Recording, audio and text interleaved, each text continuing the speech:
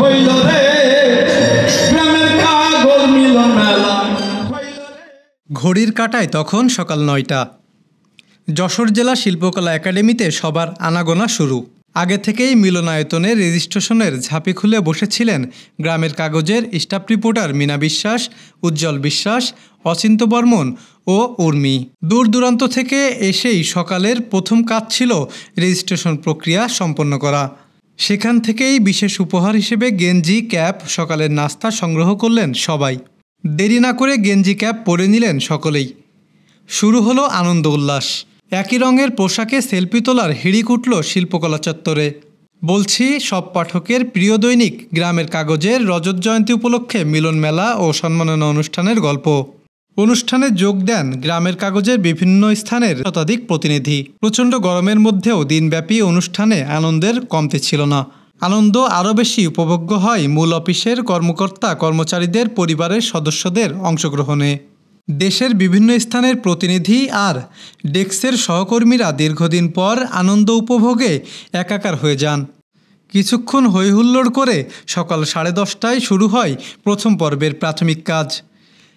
এরই মধ্যে মঞ্চে আসেন প্রধান অতিথি এমপি কাজী নাবিল আহমেদ। শুরু হয় প্রথম পর্বের মূল অনুষ্ঠান। প্রধান অতিথির বক্তৃতায় এমপি কাজী নাবিল আহমেদ বলেন, প্রধানমন্ত্রী শেখ হাসিনা 90-এর দশকে সাংবাদিকতাকে প্রসারিত করেছিলেন। তিনি প্রথম বেসরকারি টেলিভিশনের অনুমোদন দেন। মাননীয় প্রধানমন্ত্রী শেখ হাসিনা বাংলাদেশে তিনি কিন্তু 90-এর দশকে আমাদের সাংবাদিকতা জগৎ কিন্তু প্রসারিত করেছিলেন।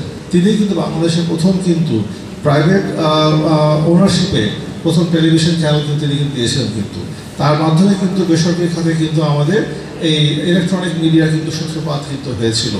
আলোচনায় সভাপতিত্ব করেন গ্রামের কাগজের সম্পাদক মবিনুল ইসলাম মবিন।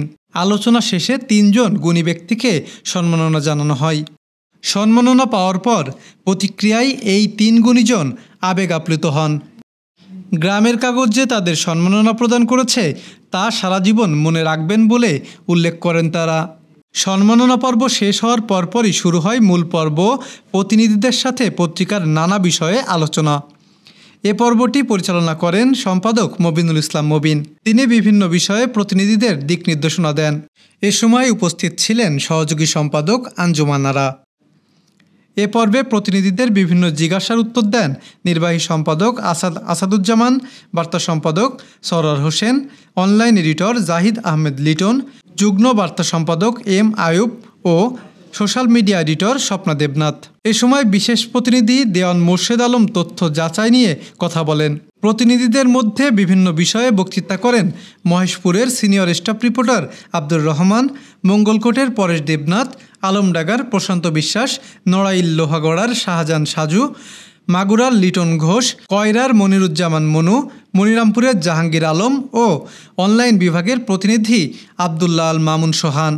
প্রতিনিধিদের নিয়ে গ্রামের কাগজের এই পর্ব শেষে বিরতি দেওয়া হয় মধ্যাহ্নভোজের। দুপুরের খাওয়া শেষ করে সবাই ফিরে আসেন হলরুমে। শুরু হয় সাংস্কৃতিক অনুষ্ঠান। গানের ফাঁকে ফাঁকে বিভিন্ন ক্যাটাগরিতে নির্বাচিত প্রতিনিধিদের পুরস্কৃত করা হয়। এ পর্বের অতিথি যশোর সদর উপজেলা পরিষদের চেয়ারম্যান মোস্তফা ফরিদ আহমেদ চৌধুরী সাংবাদিকদের হাতে পুরস্কার তুলে দেন। তিনি যখন সাংবাদিক কর্মকর্তা কর্মচারীদের সন্তানদেরকে মঞ্চে ডাকেন তখন সবার মুখে হাসি ফুটে ওঠে। এরপর তাদের প্রত্যেকের হাতে র্যাপিং পেপারে মোড়ানো চকলেটের প্যাকেট তুলে দিলে যেন খুশির ঝিলিক ছড়িয়ে পড়ে পুরো হলরুমে। কিছুক্ষণ পরেই ডাকা হয় ভাবিদের। ভাবিরা মঞ্চে যাওয়ার পর সম্পাদক নিজ হাতে তাদের পুরস্কৃত করেন। এতে তারা যেমন খুশি হন ঠিক তেমনি আপ্লুত হন সাংবাদিক কর্মকর্তা কর্মচারীরা। দুপুরের খাবার পর সবার মধ্যে যখন ক্লান্তি ভর করছিল সেই সময় সবার ঘুম কেড়ে নেয় মোয়াজ্জেম হোসেন স্বপন, টুকু উদাস বাউল ও বাউল আব্দুল মজিদের গান। এছাড়া আভাসুমের দ্বৈত গান মুগ্ধ করে সবাইকে। এর বাইরেও গান করেন গ্রামের কাগজের সিনিয়র স্টাফ রিপোর্টার ফয়সাল ইসলাম অঙ্কিতা, সামিরা অর্নি, গ্রামের কাগজের নির্বাহী সম্পাদক আসাদুজ্জামান, বিশেষ প্রতিনিধি দেওয়ান মোর্শেদ আলম, স্টাফ রিপোর্টার মহিউদ্দিন সানি। কবিতা আবৃত্তি করেন social media editor Swapna Debnath. এভাবে একসময় শেষ হয়ে যায় মিলন মেলা। এরপর দূর দূরান্ত থেকে আসা সবাই ফিরে যান যে যার গন্তব্যে।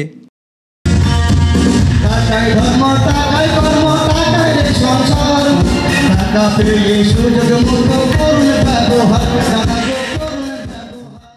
এম আয়ুবের তথ্যে মহিউদ্দিন সানি, গ্রামের কাগজ।